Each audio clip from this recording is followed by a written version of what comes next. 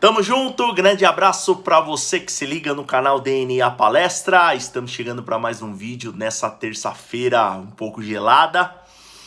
Se você ainda não se liga, se você ainda não é inscrito, dá essa moral pra gente. Se inscreva no canal DNA Palestra, deixa o seu like, ative as notificações, comente.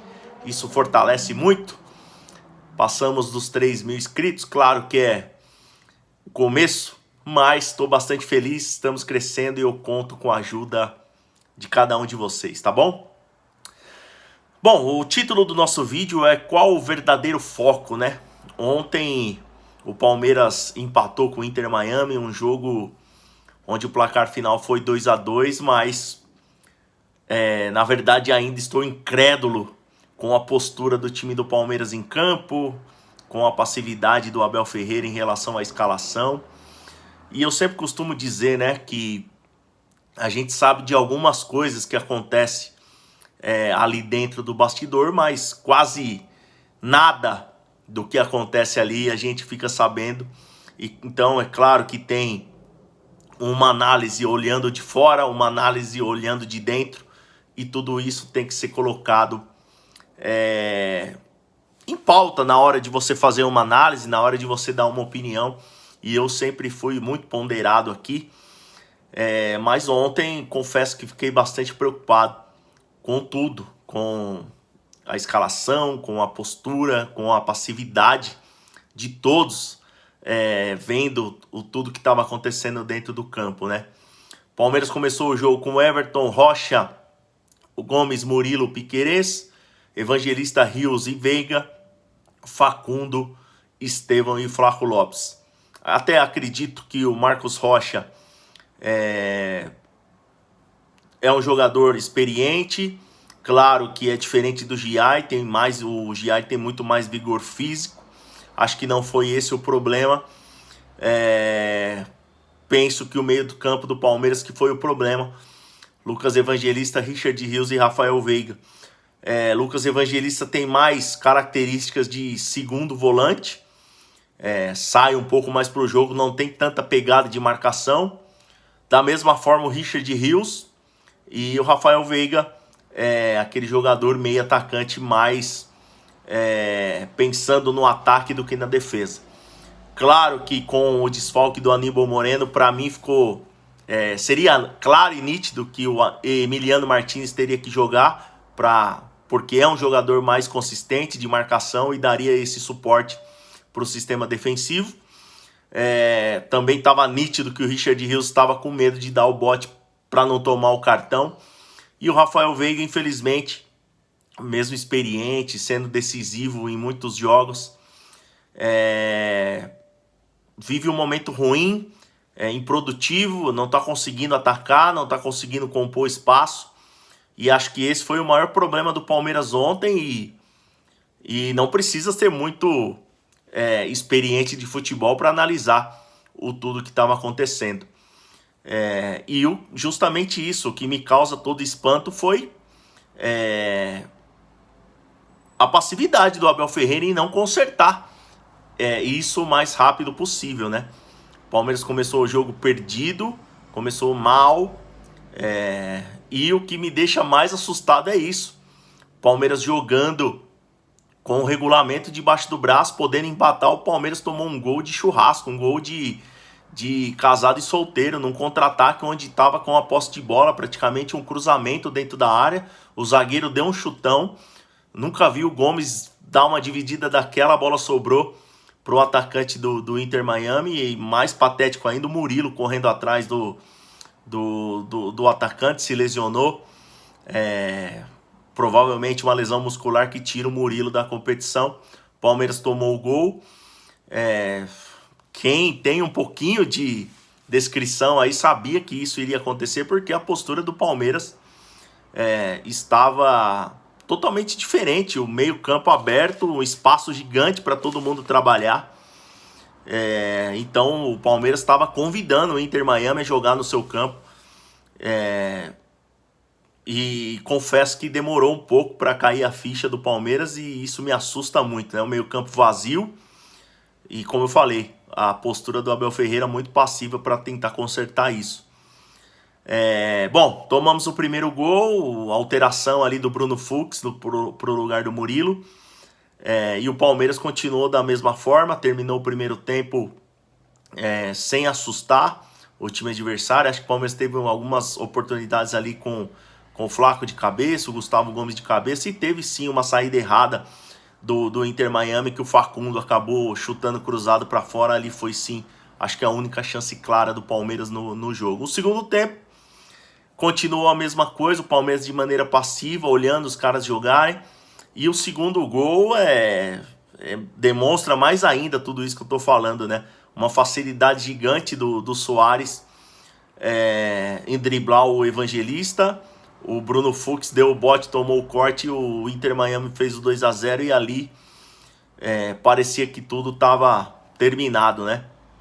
E o 2-0 ainda classificava o Palmeiras por conta do resultado do Al-Ahly junto ao Porto. O Palmeiras fez algumas alterações, né? Acho que foi no intervalo mesmo. O Veiga já ficou no vestiário. O Maurício entrou. O Maurício dá uma dinâmica diferente. Logo na sequência o Paulinho também.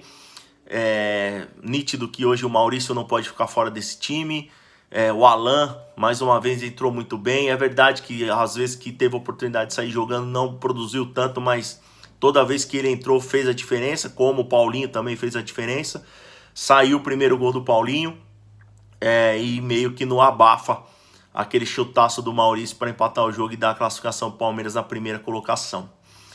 Mas confesso que, já falei mais de uma vez, ainda estou incrédulo, ainda estou um pouco assustado, sem entender essa postura do Palmeiras, sem entender a postura dentro de campo, sem entender a postura do Abel Ferreira. Claro que algumas coisas depois a gente entende o porquê, né? O Estevão muito mal na competição, totalmente fora de foco. O Estevão não consegue driblar ninguém, finalizações bizarras como aquela do primeiro tempo, que cortou para dentro e chutou praticamente na arquibancada. No final do jogo deu declaração dizendo que é difícil focar, já pensando no Chelsea. Isso me deixa muito triste. Claro que o Estevão é um jovem, é um menino que tem muita qualidade, mas esse tipo de postura deixa a gente tentando entender, ou mais próximo de entender o porquê dessa postura, o porquê desse tipo de atuação do Palmeiras, que na verdade não vem jogando bem. Ontem o empate de Al-Ahly e Porto mostra que o resultado na primeira rodada não foi tão bom assim. O Palmeiras teve produtividade, mas perdeu muito gol.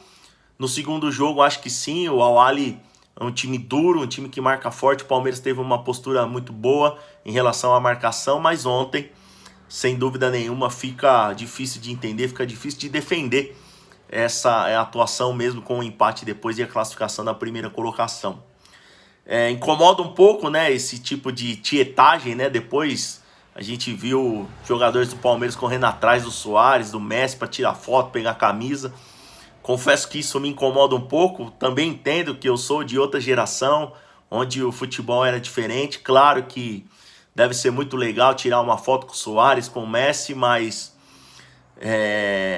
o Messi deu uma chegada no Veiga, poderia até ter sido expulso, e não vi ninguém chegando no Soares. Eu não tô falando de chegar junto para bater, para machucar, não, mas pelo menos para fechar o espaço eu não vi isso. E isso faz total diferença.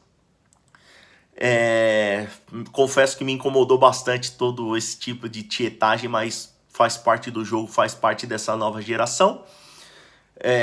Agora o nosso próximo adversário é o Botafogo, é um time que está também se reestruturando, fez uma primeira fase incrível, ganhou do PSG, ganhou do Seattle com dificuldades, perdeu o último jogo do Atlético de Madrid, era o grupo da morte. O Botafogo saiu na segunda colocação e por detalhe não foi líder. Penso que hoje o Botafogo é um time mais consistente do que o Palmeiras, é um time mais focado do que o Palmeiras, é um time que tem mais vontade do que o Palmeiras. É claro que eu não vou aqui jogar nenhum tipo de condição em relação ao Palmeiras e Botafogo. Acho que é um confronto muito equilibrado, 50% de chance para cada um, mas a impressão que fica depois desse jogo do Inter Miami é que o Palmeiras precisa mudar muito a sua postura, a sua forma de jogar, o seu foco dentro do jogo, o seu foco dentro da competição, porque é evidente que se o ritmo for da mesma forma que foi ontem, o Botafogo é favorito para avançar por tudo que a gente vem assistindo nessa competição. Duvido do Palmeiras? Claro que não. O Palmeiras já demonstrou que é um time resiliente, é um time que não desiste nunca, mesmo quando parece que tudo está perdido. Mas precisamos jogar com um pouco mais de inteligência, como deixou de jogar contra o Botafogo aquela decisão no Allianz Parque do Campeonato Brasileiro, onde jogava pelo empate e acabou se jogando e acabou tomando gols. Mas é sim, um adversário duro, muito equilibrado e tudo pode acontecer. Mas espero que a postura do Palmeiras seja diferente, a vontade do Palmeiras seja diferente, a inteligência dentro do campo, o foco seja diferente, para que tenhamos alguma chance de avançar para as quartas de finais e fazer história na Copa do Mundo de Clubes, beleza? Bom, ontem no DNA do jogo falei um pouquinho dessa partida. O vídeo acho que ficou até um pouquinho mais longo do que eu imaginava, mas mais um desabafo do palmeirense que está incrédulo por tudo que aconteceu ontem, mas acredito no Palmeiras, acredito que essa postura tem que mudar, acredito que essa forma de analisar o jogo também tem que mudar em relação ao Abel Ferreira. E sendo assim, o Palmeiras tem chance de avançar diante do Botafogo num confronto muito legal, num confronto muito equilibrado, que tenho certeza que vai parar o Brasil no sábado. Beleza? Tamo junto, grande abraço. Aqui o DNA é Palestra.